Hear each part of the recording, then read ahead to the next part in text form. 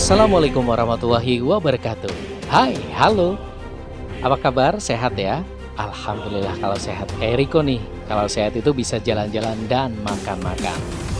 Oke, kita lanjutkan lagi cerita kita dan jalan-jalan kita di kawasan wisata Pangeran Purbaya atau Wipas ya. Setelah kemarin kita mengupas tentang Taman Sari Purbaya, salah satu destinasi wisata atau tempat wisata yang bakal dibuka di kawasan ini, kita akan naik ke salah satu bukit yang di bukit ini ada beberapa makam yang bisa kita datengin.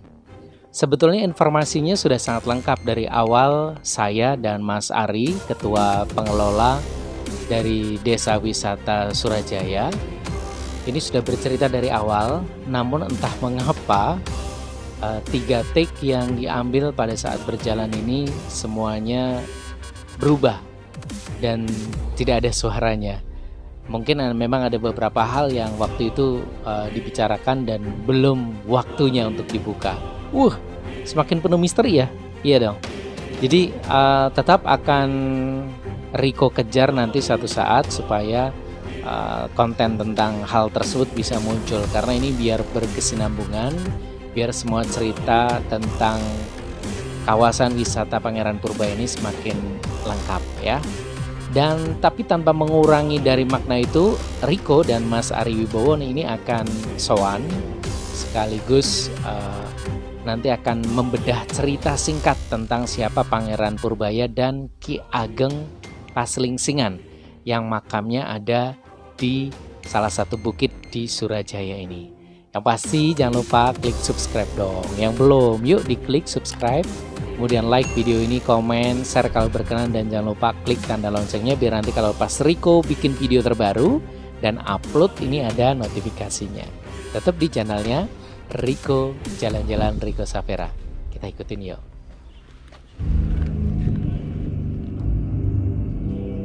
Nah, cerita singkat dari Pangeran Purbaya dan Pangeran Paslingsingan ini gimana, Mas?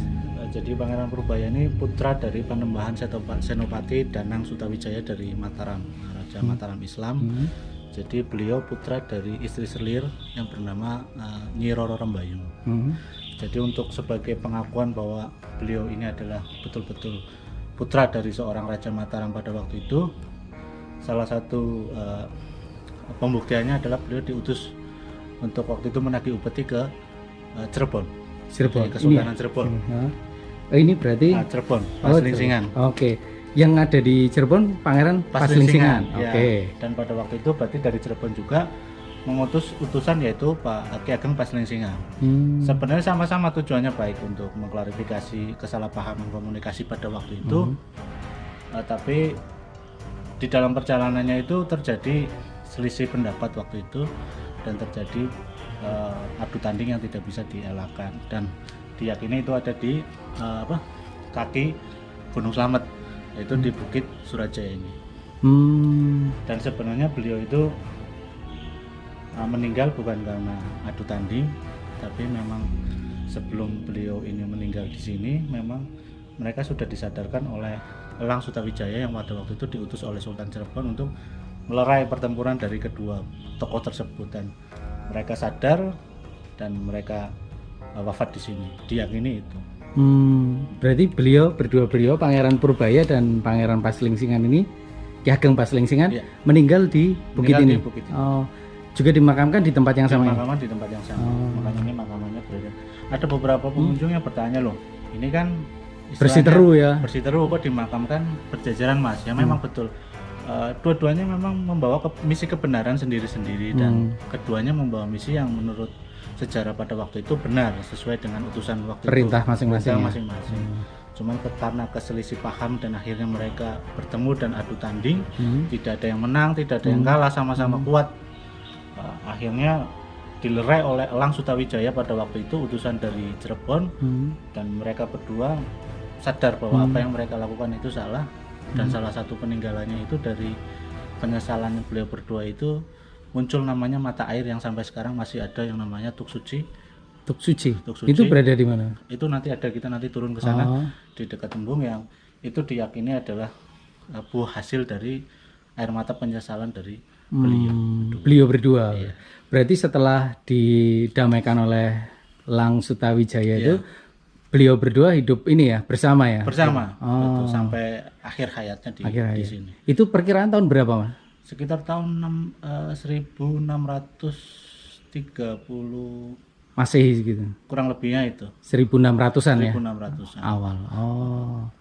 Tapi berarti waktu itu di sini masih bentuknya hutan semua. Dan itu ini belum Surajaya namanya, dan salah satu Waktu itu namanya apa Mas? cikal bakal nama dari Surajaya ini kan hasil dari pertempuran beliau berdua. Oh, artinya apa Mas? Sura itu berarti sama-sama kuat, Jaya itu sama-sama jaya lah istilahnya kan. Oh. Jadi tidak ada yang Menang, tidak ada yang kalah. Itu diyakini sejarah pertempuran beliau ini menjadi salah satu cikal bakal nama dari Surajaya itu sendiri. Surajaya. Betul. Berarti nama Surajaya baru muncul setelah itu. ada kejadian tersebut. Oh, iya iya. Dan kalau yang beliau berdua ini memang secara cerita sejarah memang sudah diakui ya. Di samping ada 3 tokoh lokal di sini yang memang secara histori memang punya nilai sejarah juga di desa Surajaya.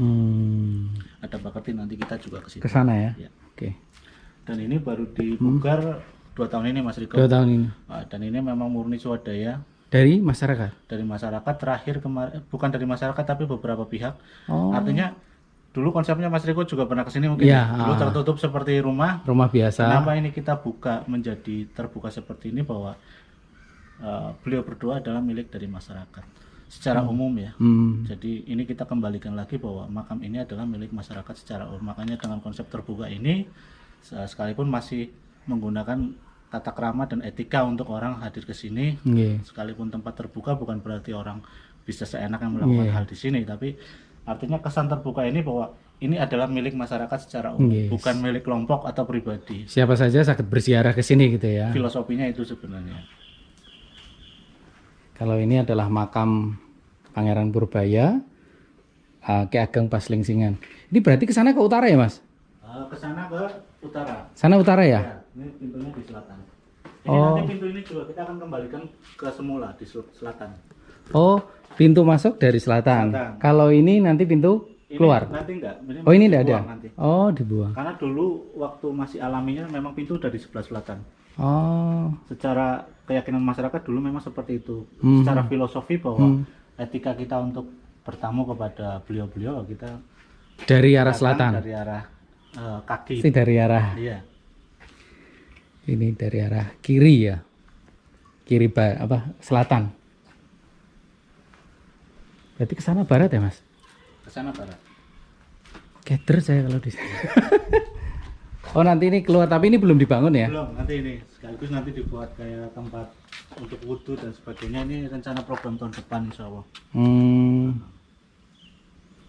Berarti di sini nanti masuk, baru masuk ke sini ya. Jalan yang ke sana juga baru atau? Baru ya itu. Baru ya? Ya, tembus ke bawah juga. Kayaknya dulu runggut nggak ada, nutup ya? Iya, karena ini juga nanti salah satu konsep bahwa kita kan buat ring road. Berarti kita buat betul-betul jalan lingkar sampai ke bawah. Jadi supaya konsep wisata itu tidak hanya di bawah tapi di atas juga. Tidak putus ya. Yang di atas bisa hidup ya? Bisa hidup dan terawat. Oke. Kita ke mata air. Makam Bakerti nanti kita. Oh, makam Bakerti dulu ya. Oke, jalan-jalannya Riko kali ini bersama dengan Mas Ari Wibowo harus diakhiri dulu. Kita bakal ketemu lagi nanti dengan salah satu konten yang sudah kita ambil pada saat yang bersamaan tentang salah satu makam yang berada di bukit, yaitu Mbah Kerti. Ini salah satu makam tua yang juga selalu banyak dikunjungi, diziarahi, dan juga ditetapkan oleh masyarakat Surajaya sebagai salah satu tokoh yang diyakini sebagai pendiri atau sesepuh dari desa Surajaya. Jangan lupa klik subscribe, like video ini, komen juga share ya kalau berkenan, dan jangan lupa klik tanda loncengnya biar nanti pas Riko update video terbaru lagi itu ada notifikasinya. Sampai ketemu lagi di episode mendatang, dan mohon maaf kalau sekali lagi video ini kurang nyaman karena memang cut to cut, entah kenapa sekali lagi Riko juga kurang memahami. Tiba-tiba kamera yang awalnya tidak apa-apa, tidak kenapa-napa, sehat-sehat saja, namun di beberapa bagian kamera ini menjadi berubah sendiri dan juga hilang suaranya. Sekali lagi terima kasih sudah nonton. Sampai ketemu lagi di video berikutnya. Tetap jaga kesehatan karena kalau sehat kita bisa jalan-jalan dan makan-makan. Wassalamualaikum warahmatullahi wabarakatuh.